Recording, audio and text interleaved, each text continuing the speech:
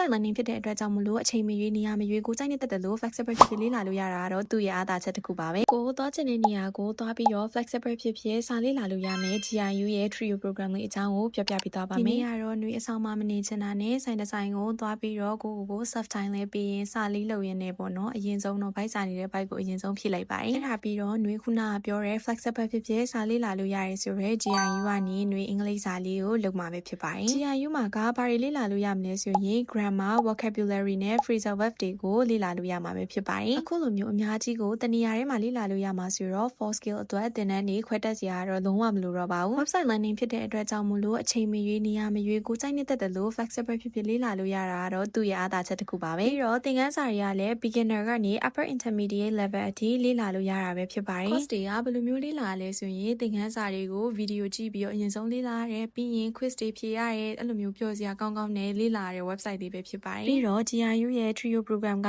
review ကောင်းတွေရရှိထားပြီးတော့တစ်ခါဝယ်တာနဲ့တစ်သက်လုံးလေ့လာလို့ရတဲ့ program လေးပဲဖြစ်ပါတယ်ကဲ GIU နဲ့စာလဲလုပ်ပြီးပြီဆိုတော့ຫນွေလဲကို self time လေးပေးလိုက်အောင်မယ်ပေါ့နော် K-drama လေးကြည့်ပြီးတော့ spend time လိုက်ပါအောင်နေဒါဆိုရင်ကိုအားတဲ့အချိန်ကိုကြိုက်တဲ့နေရာမှာစာလေ့လာလို့ရတဲ့ GIU ရဲ့ program လေးကို join လိုက်တော့နော် bye bye